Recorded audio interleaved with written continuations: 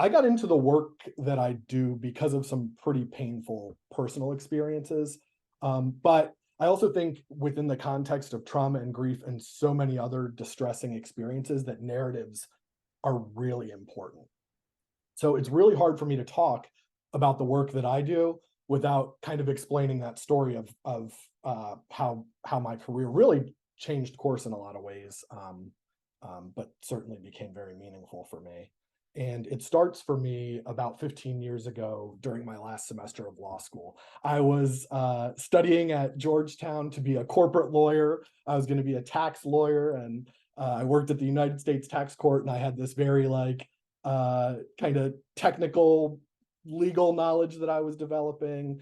And so that was my plan. I was living with my girlfriend outside of Annapolis, and she planned a birthday party for my 25th birthday. All of our friends were still living in Baltimore. It's about a half hour north of Annapolis, and we decided to go out in the city with friends. So at the end of the night, I made the really fateful and horrible decision to try to drive my car home, even though I'd been drinking at this party. And I flipped my car on the interstate, and Laura, my girlfriend, died as a result of the crash that I caused. So I woke up in the shock trauma center at the University of Maryland a few hours later, and I really had no idea why I was there or what had happened. A chaplain came by a couple of hours later and let me know what had happened with Laura. And of course, I was crushed, like so many of us experience or hear about in our work, this kind of roller coaster of insanely intense and really like unmanageable emotions and total numbness, right? This kind of cycle of being at the edge of total despair and then getting some sort of sense of relief from that despair. But over the next few months, I experienced just horrible grief, combined with shame and humiliation over what I'd done, horror at what I'd done, and anger with myself. I had nightmares and trouble working and focusing at school. You know, all the things that so many folks experience during things like this. I also had hanging over my head the possibility that I might go to prison for up to 10 years for causing Laura's death.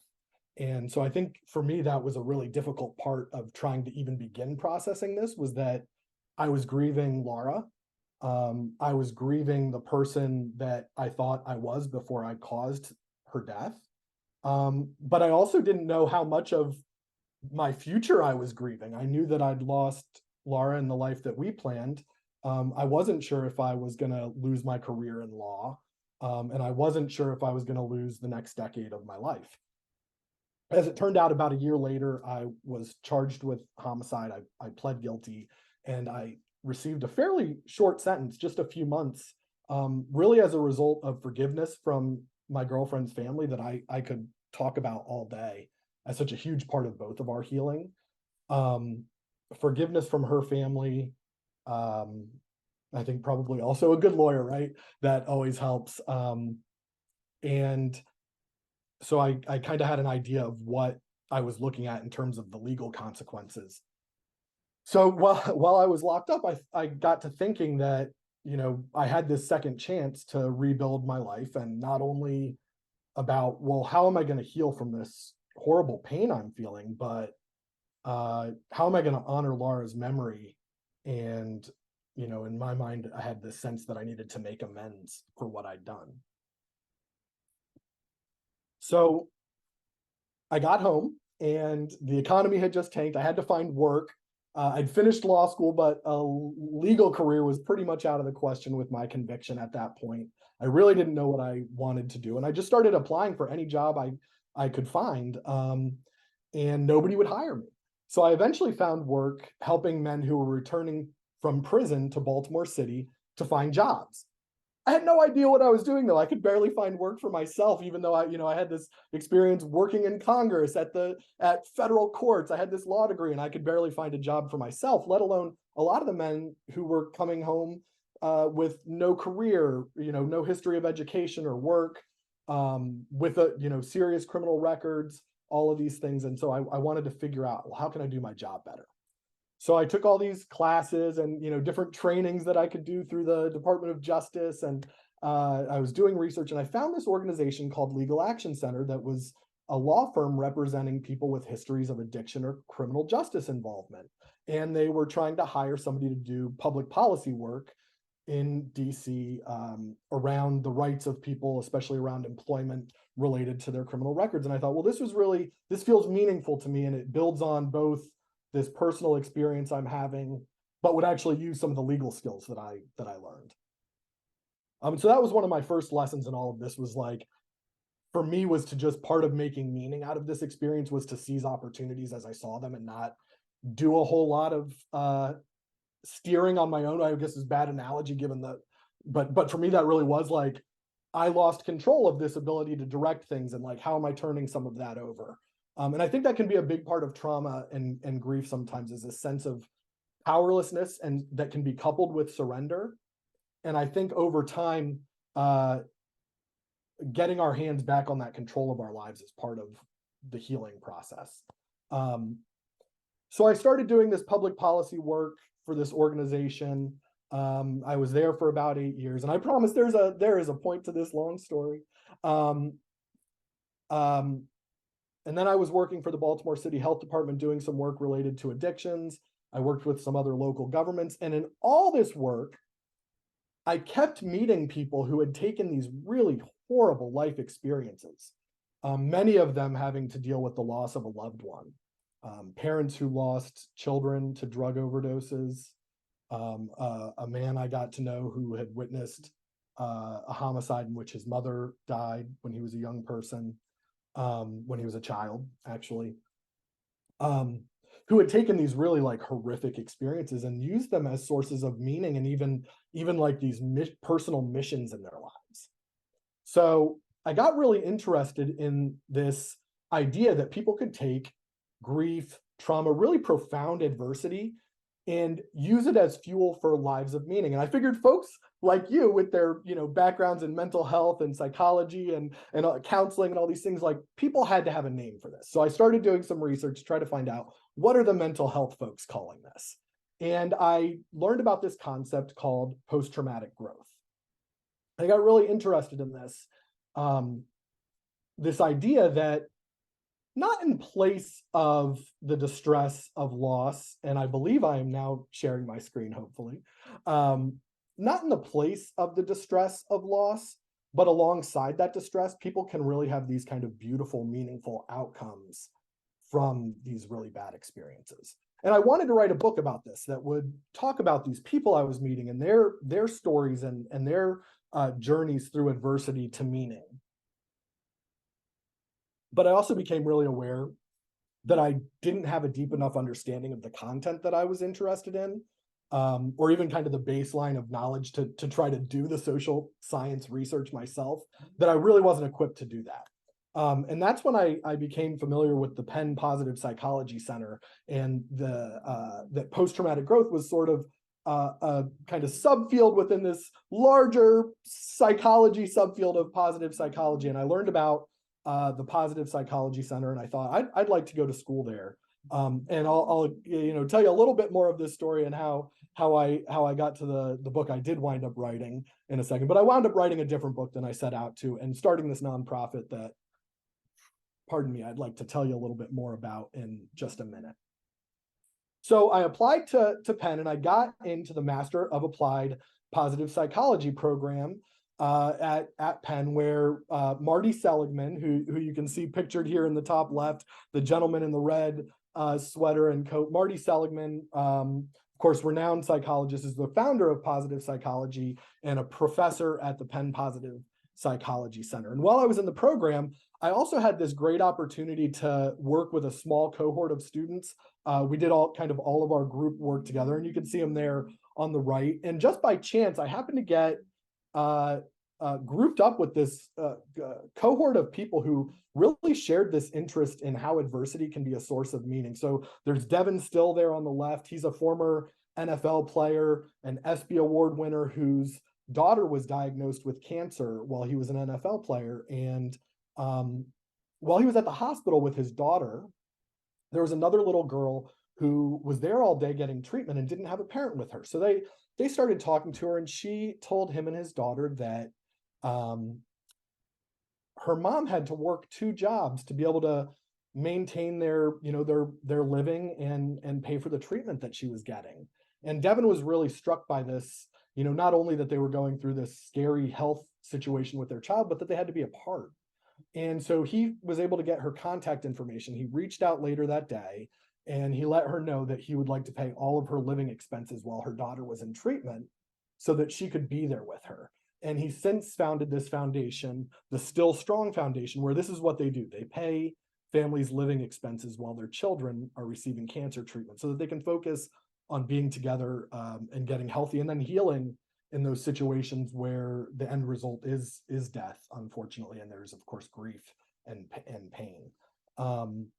And my friend Casey, standing there next to me in the floral dress, was born with cystic fibrosis, and which was at the time of her birth a terminal illness. And because of work that the Cystic Fibrosis Foundation has done to research cures, her disease is no longer fatal. And so her life expectancy is really not limited by that disease anymore. But for most of her life, she was expecting to not live well into her 20s or certainly not to reach her 30s. And Casey now is the first president of the Cystic Fibrosis Foundation, who is a person living with cystic fibrosis, because nobody could ever live long enough to do this type of work at that level before there were better treatments. And then Kimberly on the right there is a professor at the Air Force Academy, where she teaches courses on human sexuality and sexual violence, and has a family history related to sexual violence that is a source of motivation for her and trying to equip young men actually with better skills for managing relationships so that they don't end in sexual or romantic domestic violence. So I got to know all these people and learn more about post-traumatic growth. And what I wound up doing is actually writing a book that was very different from the one I originally intended to. And what I did was I wrote more of a memoir and tried to really capture a lot of what I learned in my personal experience, and also at the Positive Psychology Center, tried to build those lessons into the narrative, because I think, again, the narrative and stories are such an important part of how we understand and heal from adversity, but they're also a great way to open people's minds to new information. The neuroscience around kind of how stories can help information to stick. So I wrote this book that came out in the spring called Crashing, I Love You, Forgive Me, that is really kind of present tense narrative of my experience walking through this pain. And so I really had to put myself, a decade later, into the shoes of myself at the time I was going through this, because of course, after a certain amount of time and healing occurs, our perspective on things shifts, and you see some of that journey within the book.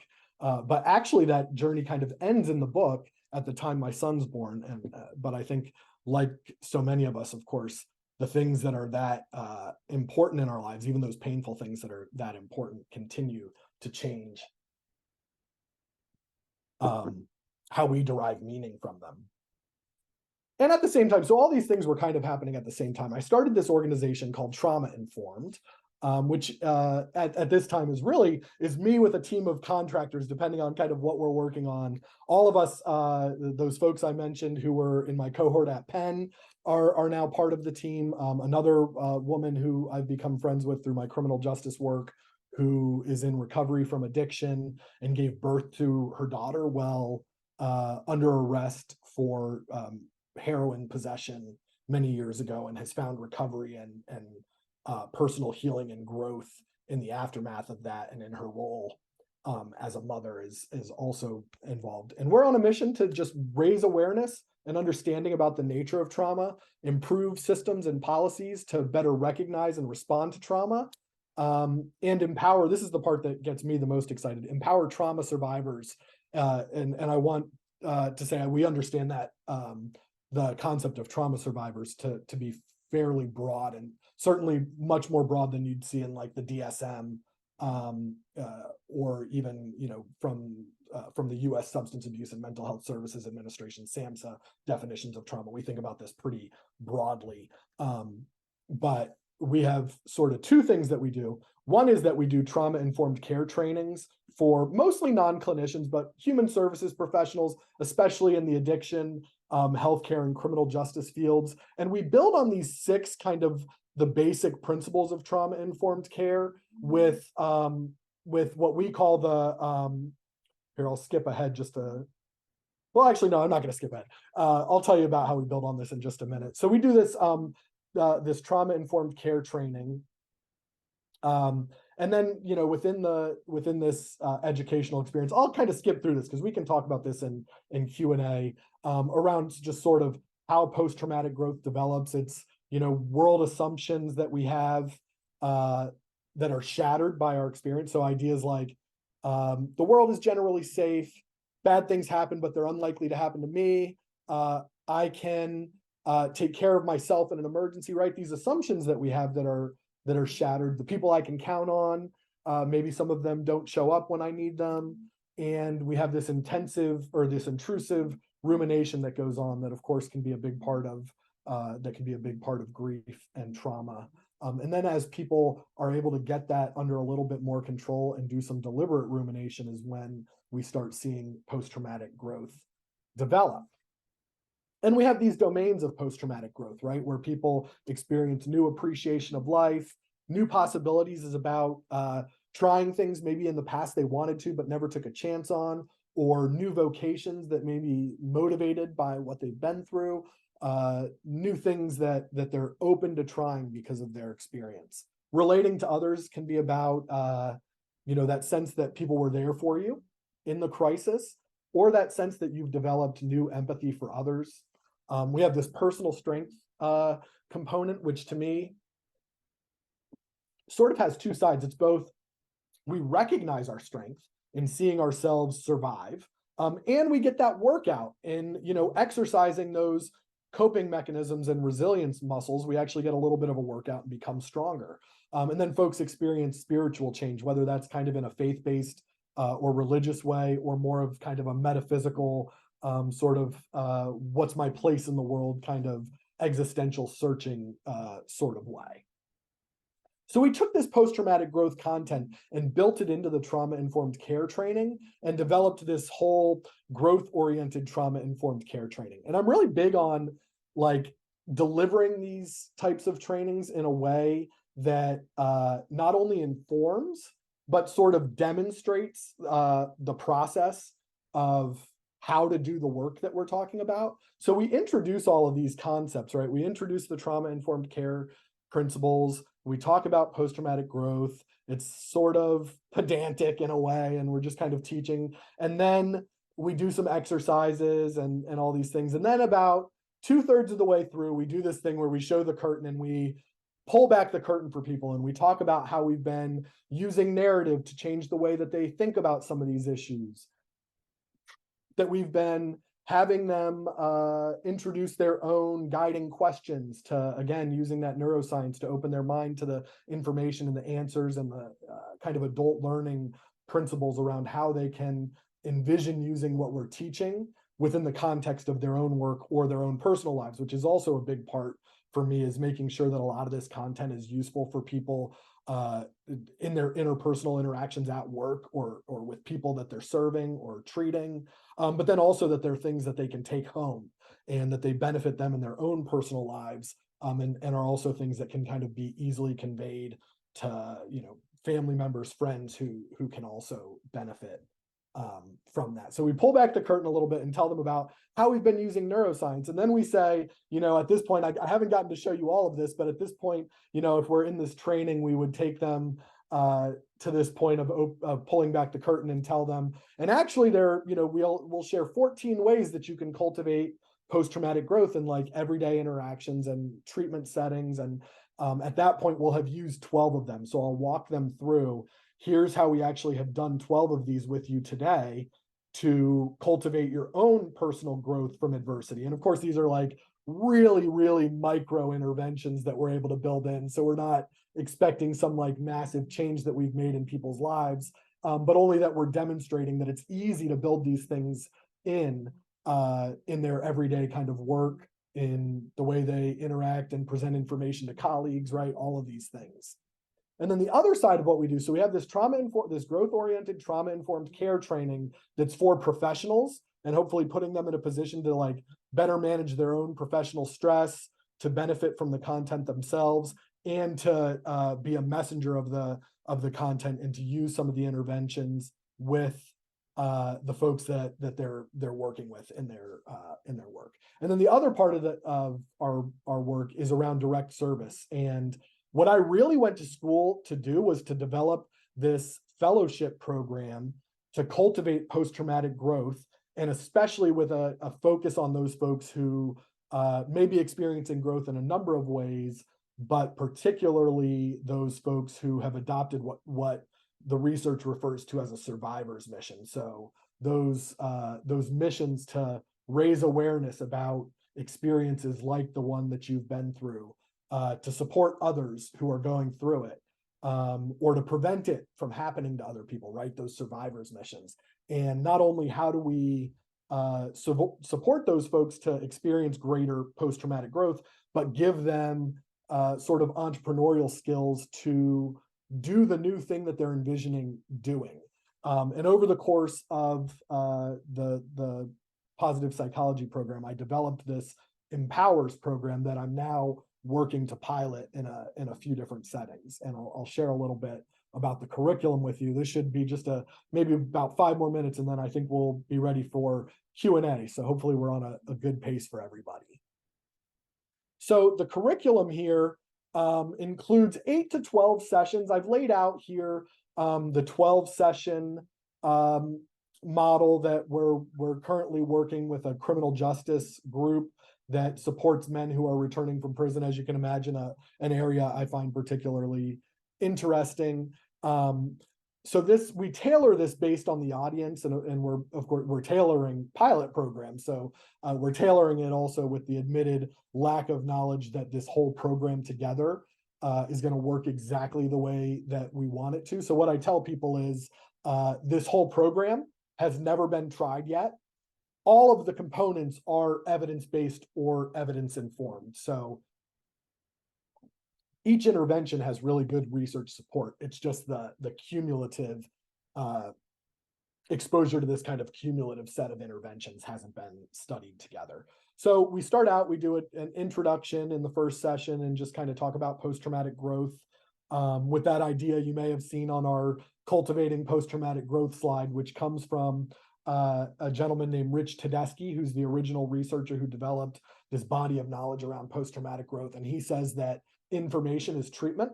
And I find that to be really compelling, because for me, so much of my I thought that I had done all of the healing I was ever going to do by about a decade after Laura's death and my incarceration, until I started doing this research around trauma. And I started to see, oh, so many of the things that I thought were wrong with me were totally normal responses to an abnormal, a horribly abnormal situation.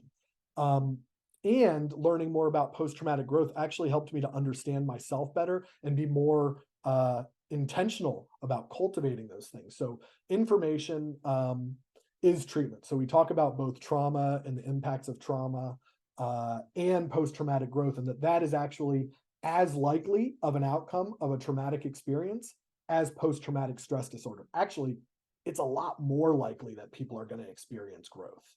And then over these next through several sessions, what we do is we try to help people identify and cultivate their psychological resources, character strengths, positive emotional experiences, engagement and flow, achievements that they might want to think about, all these things. How do they cultivate well-being just in the general sense that of good self-care and good practices for their own resilience and well-being, some exercises around optimism and appreciation of life. And so we kind of have these 12 sessions where during each one, they do a little bit of pre-session preparation. So that's going to be some exercise or an exercise or maybe an assessment, and they're going to bring the results so we can talk about them. And then at the session, we're going to do a quick opening. We do a greeting and a roadmap for the session so people can see where we're going. We do a few minutes of expressive writing. Pardon me. We debrief the pre-work exercise, and then we get into the post-traumatic growth cultivation section of the session, where we do that information is treatment part, right? We introduce the topic, a little tiny bit of like, this is why it's important and this is what it is, but not too much, because what we want to get into is the intergroup discussion around people's experiences with these topics and how it relates to what they've felt and seen within themselves since, you know, whatever it is that they've been through and are interested in exploring. Then we'll have an in-class exercise, prepare for the between session work, and then we switch to doing some practical support. So the way this program is set up is really to be in partnership with other organizations that are directly serving specific populations. So we work with them to tailor each session so that it brings in practical support around addressing the challenges that are particular to the population they find themselves in. So I'll give you an example of this, this group that we're working with to develop this around reentry from prison. During our second session, we have folks, they'll come to the session having done the VIA character strengths assessment, which I'll share with you in a few minutes, or in a minute or two. And so they have this idea around their character strengths, and they've developed an introduction around a story of adversity and how they use their strengths to overcome it.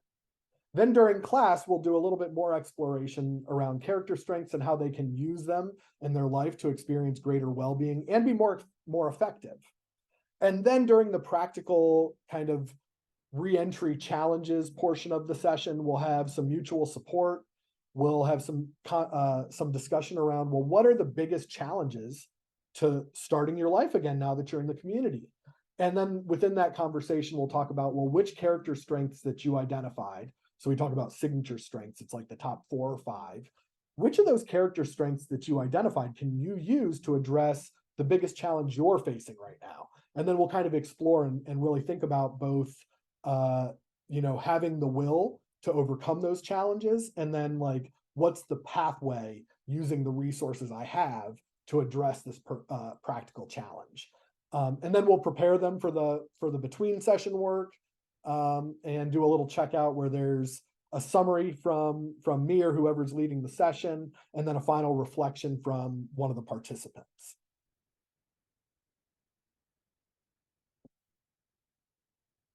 And then, so just real quick, before we get into Q&A, I just put together a few slides of kind of like a mini version of how we would do some of the narrative change around post-traumatic growth. So I think this is like a real quick, like, this could be done in 4 like 20-minute interactions. And what I would do for that 4 20-minute interactions, and did this with a group of addiction counselors the other day who really enjoyed it, is to start off with about 10 minutes of expressive writing with the prompt to write about your deepest thoughts and feelings about an experience that has hurt you. And if we're specifically kind of there around, you know, a specific experience, we'd say, we'd encourage you to write about that experience, but you don't have to.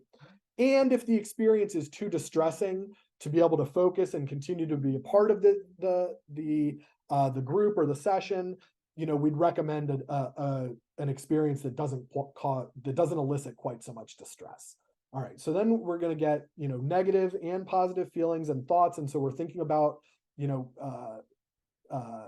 thinking traps and, you know, identifying places where maybe unhelpful thoughts are leading to unhelpful feelings, but we're not going to kind of point all this out at the beginning. We're just letting people write.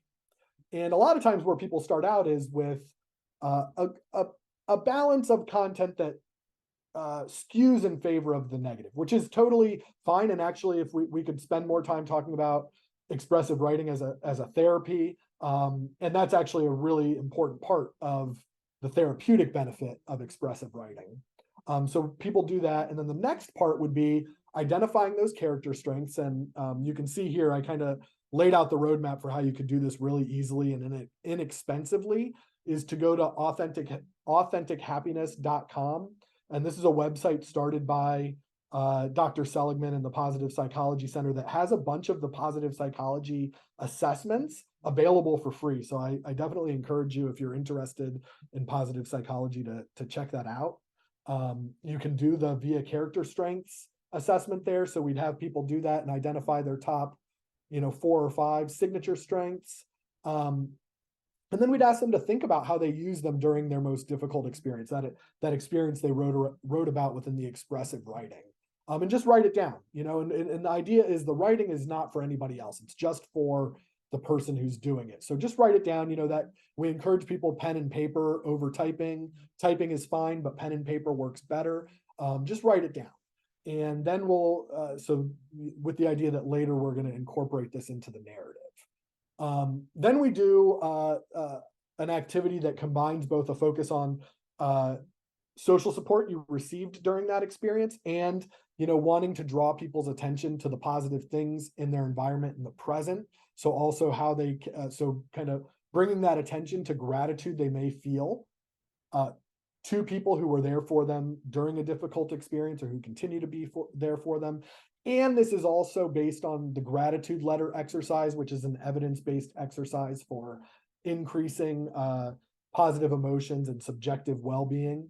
So good evidence just around the letter itself, but then bringing in these ideas around gratitude and social support that are important for post-traumatic growth. So we ask people to think about someone who was there for you during a difficult time in your life. And of course, in this case, we're alluding back to that difficult experience that's the foundation for the expressive writing. We ask them to write a letter expressing gratitude for the specific things that person did to help. And if we're doing a smaller version of this where we're not going to do the full letter, we can just ask, again, kind of like we did with the strengths, write down a few ways that they were there for you. And then if appropriate, again, depending on the relationship and the population that you're dealing with, if appropriate, visit the person and read it to them in person. And I do think that there's a way to do this in grief, of course, that we can communicate with people who we are missing and longing for, even though we don't get those responses that we wish we still would. But I think you can do this in a way, you can frame this in a way that works for people who are in grief to have that conversation, even though, of course, there aren't two sides. Or to just do that part of kind of writing the couple of bullet points of like, who was there for you during a difficult time and in what ways, and expressing that gratitude. And then finally, we'd pull it all together into this hero story of resilience. And there's some other parts of this, if we were doing the full thing, that would be a part of this story, that would be more future focused around, well, what am I doing now with what I have learned about myself through this process, and the new priorities that I have, and the meaning that I'm making, and the purpose that I have in my life, and the sense of hope and optimism that I have, right? All this future thinking stuff that would also be built in there. But this looking back story, the narrative of the trauma, now becomes a story of a hero who encountered an incredibly adverse situation, and through their own strengths and the strengths of the people around them, were able to overcome and thrive. And that becomes the person's story, rather than the story of having been overpowered and overcome by whatever that traumatic experience was. And so with that, I would turn it back over and would love to discuss. Yeah, thank you so much for sharing all that. I love seeing what you're doing. Lisa and I, for a long time, have really seen the value in what a lot of the professionals and researchers and teachers in the field of positive psychology are doing. But I really feel like it's been slow to trickle into the field of grief and bereavement, even though there's so much there. And so we talk about post-traumatic growth. We've started to really work PERMA and well-being theory into talking to people about coping and choosing the little coping tools that help them get through a day on a regular basis, and a couple of other things. Actually, I really love seeing how you approach the character strengths, because we just recently started introducing that to people, but I wasn't quite sure how to walk people through applying it. So it's really interesting to see how you're doing it. But my question related to this is that one of the barriers we often run into is, without the nuance and the understanding of positive psychology and post-traumatic growth, a lot of people, I think, see it as being a little bit aspirational. And without the understanding of it, I think people, professionals, helpers, and even people might look at it as a little bit of like pain bypass, even though we know that's not what it is. So do you guys meet that kind of resistance where it's like, oh, what is this, like, sort of like self-actualization, enlightenment nonsense that's not realistic for me? And if so, how do you work around that or get through that? Yeah, it's a really important question. So, and for me, there's a few parts of it.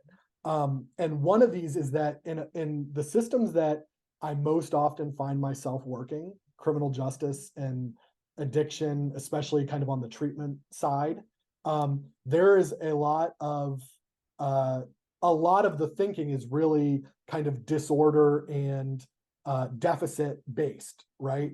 Hmm. And in the criminal justice system, it's about control. Uh, it's really about prioritizing the needs of the community ahead of the needs of the individual under your supervision, which makes sense, right? Like there's these competing values and priorities in place. And so in general, with those audiences, I don't talk about positive psychology. Like I just don't bring it up.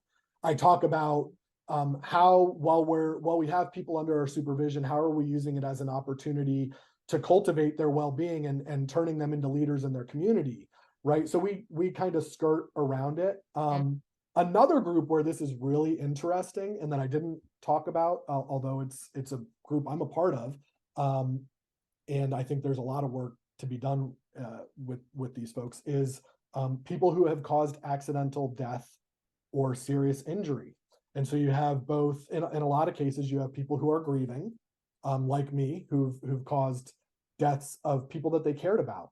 An interesting thing that seems to happen with that particular population is that people grieve even strangers, like really hard, and develop like really kind of deep attachments to the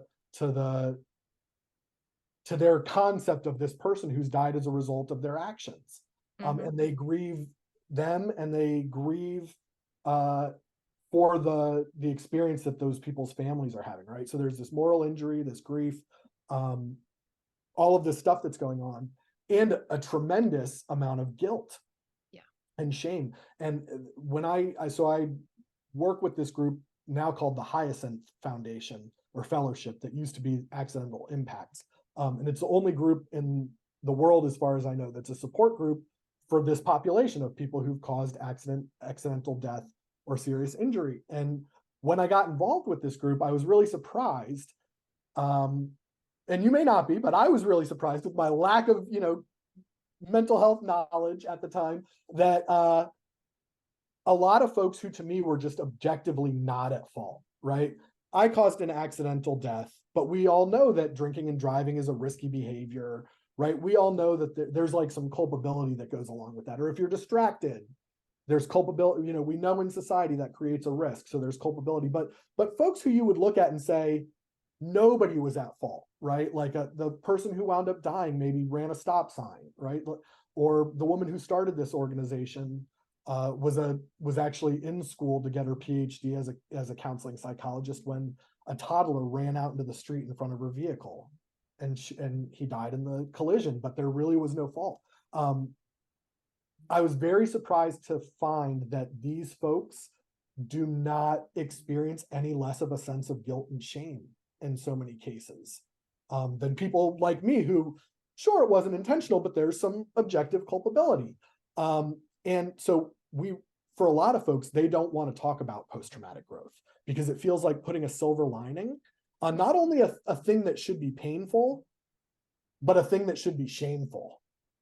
Yeah. And so what we talk about is how are you honoring the memory of that person, right? Because it would compound that tragedy if you were to whatever degree be responsible for this person's loss of life, and then to either continue your life without any kind of reflection or change, which I think is one response, or to have your life become something that's much less of a blessing to the world and the circle of people around you than it should be, right? And so to honor those people means to be something more and better than you would have been. And I think when we talk about it that way, it's more palatable for people.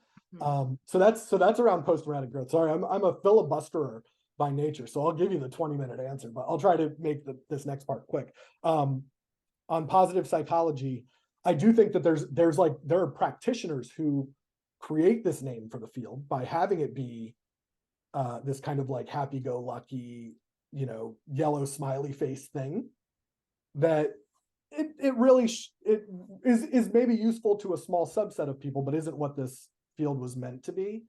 I really think about positive psychology as a subfield within psychology that focuses on identifying strategies and interventions that will be useful to people's well-being regardless of their mental health status at the time. So I don't think it's, hey, if somebody's experiencing clinical depression, positive psychology is not for them, right? It's positive psychology can help can both be a preventative tool for depression. Some of the interventions, like the gratitude letter, have a positive impact both on depression and on well-being independently of that. So I think it's about saying, like, social science should be for the benefit of everybody, not just people who are going through really hard times, who of course should be a priority. But how do we democratize these tools of social science to make sure that, everybody can benefit? Yeah, definitely. I appreciate you sharing that, and that's really helpful. And certainly with disenfranchised losses, we see people not only feeling that they don't have a right to things like post-traumatic growth, but that they just don't have a right to grieve at all, and certainly not to healing. But even without the disenfranchised piece, we see people feeling guilty for feeling okay for such a wide range of reasons when they're grieving.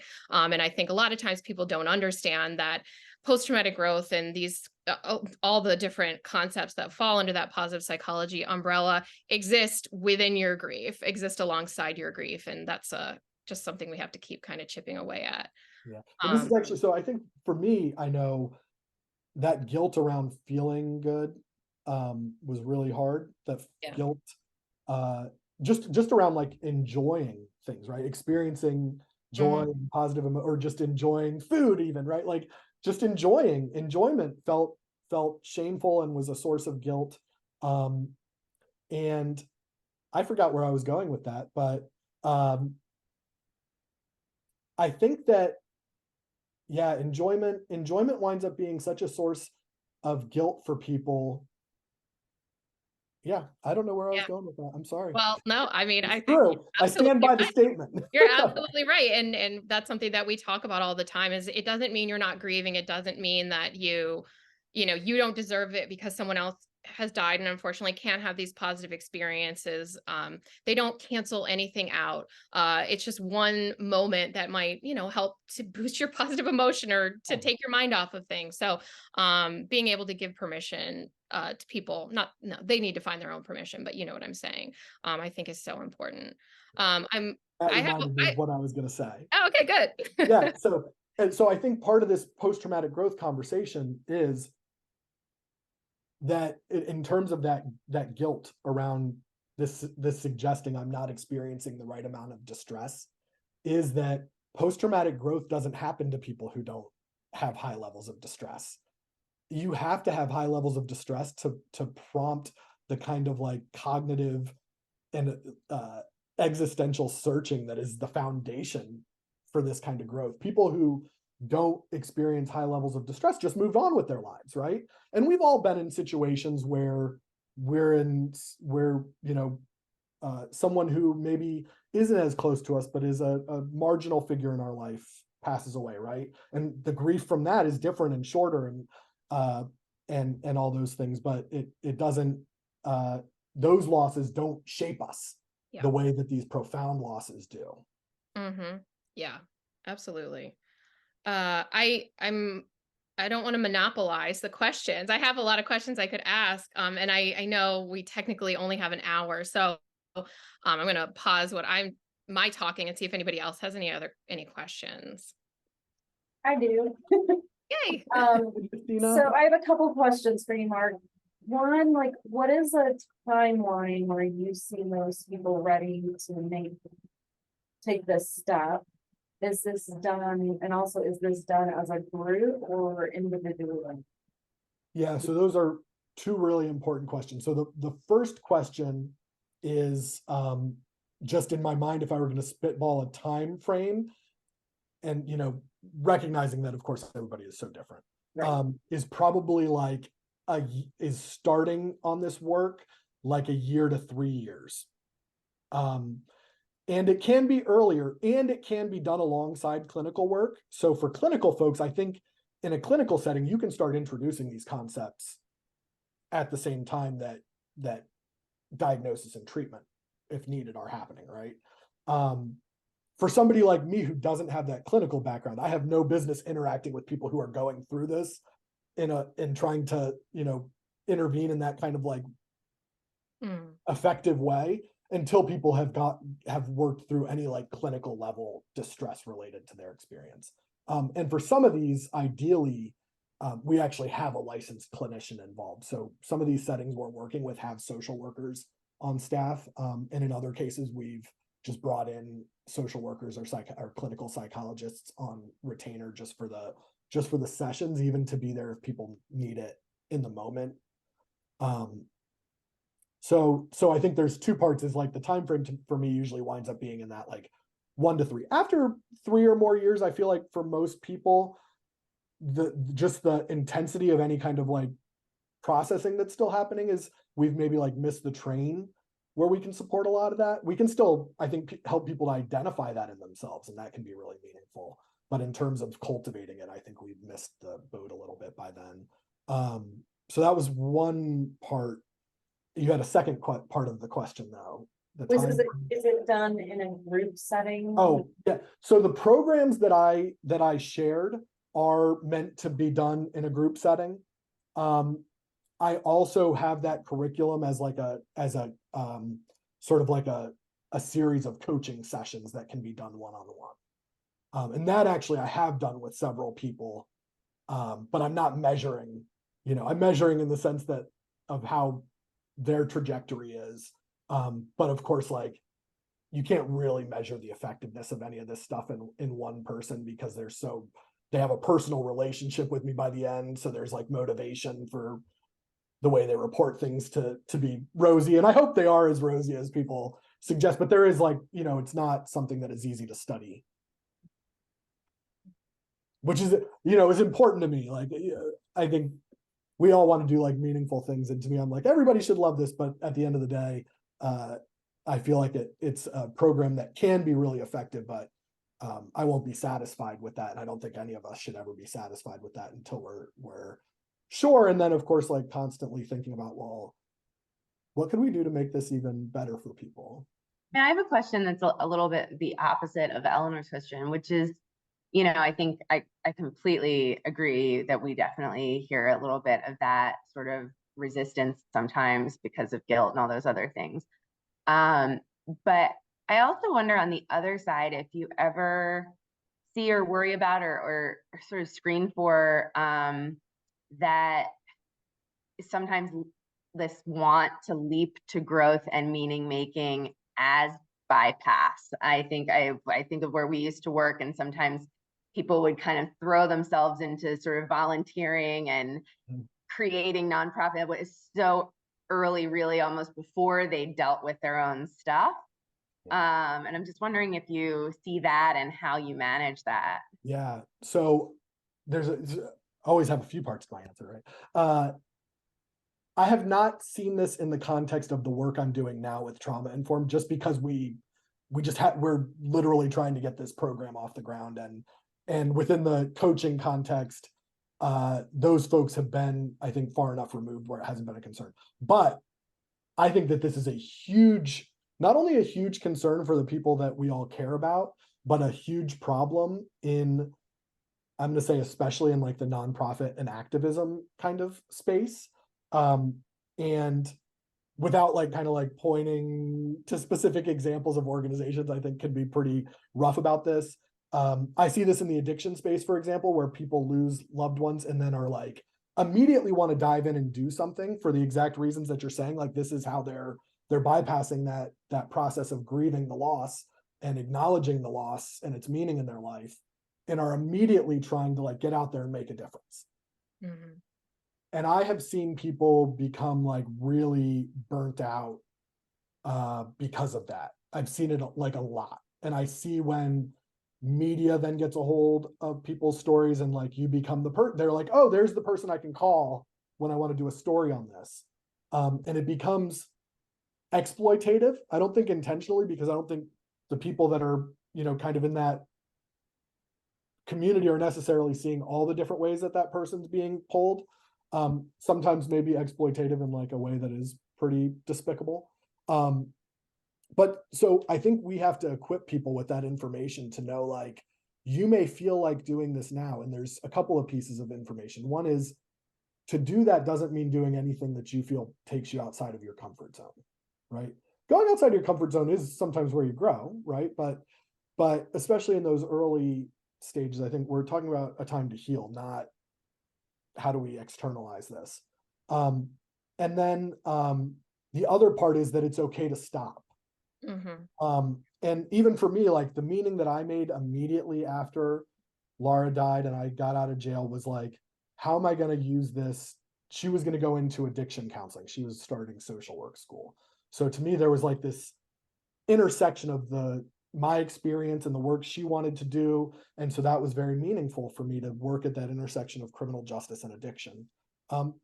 But 10 years later, I was like, actually, I'm really interested in this trauma piece of this. And I quit my job doing those other things and was like, I'm going to focus on this. And those probably feel like maybe like a little bit more of a natural trajectory. But for other people, it could be, I'm going to do this thing for 2 years and then I'm just going to move on with my life and do something else. And that's okay. Or I'm going to do this. I want to write an op-ed about this and spread the word and then move on with my life. Or I don't want to do anything that relates to anything I've been through, but I'm going to make it a point to really prioritize my relationships from now on, because I understand how valuable they are. And that can have nothing to do at all, with putting themselves out there in a public way. Yeah. I appreciate you saying that point about stopping and sharing a little bit of your experience, because that is something that we talk about a lot, especially when people start to feel that their connection to their loved one is through this way that they're doing advocacy, or they got into this kind of, it started as like a co-destiny thing. And then but at some point it feels like it's not quite right. And then it feels like a betrayal or giving up to turn back. And so I do think, I appreciate that you didn't at any point say you discourage people from getting into this work, because what we do know is that many people grieve in that way. Their way of grieving is more hands-on and getting involved. And so we want to support people in finding the outlets that do help them cope, but also to support them in making sure that it's still feeling right, that they're also doing the things that they need to cope with their grief that don't involve this advocacy work, and that they know that it's okay to walk away if it gets to be too much. So I appreciate your feedback on that. I have one more question. Yeah, please. Is there an exit strategy if somebody isn't ready for something like this, where they don't feel guilty for quitting? Like, they might want to be part of the group so much that they push themselves to do something they're not really ready for. Yeah, that's a great question. So fellowship, it's the curriculum would be delivered in like a 4 or 5 day intensive experience, and then it's a year like learning collaborative where we actually support them with like entrepreneurial skills for whatever that survivor's mission might be. So for that one, there's actually going to be like a pretty detailed application process where hopefully we are identifying folks who are in the right space, both in terms of their healing, but still maybe some openness to how to cultivate their growth and thinking about how to get involved in this survivor's mission. So hopefully folks are kind of in the right position at that point. I think if they're not, it's really just like, how do you take a humane approach to interacting with a person and letting them know, from your heart and a place of caring and love, that you feel their participation is something that's not helpful for them at that time, but you want them to stay connected with the community is kind of my instinctive response. For the model where we're partnering with another organization and delivering this to people they're serving anyway, I think it actually gets maybe a little bit more complicated in a sense that maybe there's a separation between what they can get out of the post-traumatic growth content and whether that is timely and appropriate, and what they're getting out of like maybe the more practical parts of the program. So for me, that becomes like a little bit more of a conversation to have with the partner about, well, how do we make sure this person is getting the parts of this program that are beneficial, but if they're maybe not ready for some parts of it, how are we tailoring their involvement? And then in a way that, you know, I think is also really important to think about in all of this is that sense of trauma and grief being this disempowering experience, that we're not once again taking away someone's choice and control over, you know, what they get to experience in their lives. We are unfortunately already at time. I feel like this has flown by. Me too. There's still so much that we could talk about, but that just means that you need to join us again for something else. I in would the love that. I'd be future. so grateful to do that. Yeah, definitely a lot that we would love to talk about, not just about this, but also about your book and um your story there, how you ended up writing the book, how it felt, all that stuff. I'm interested in learning about. So let's just, I guess, say to be continued. That sounds great.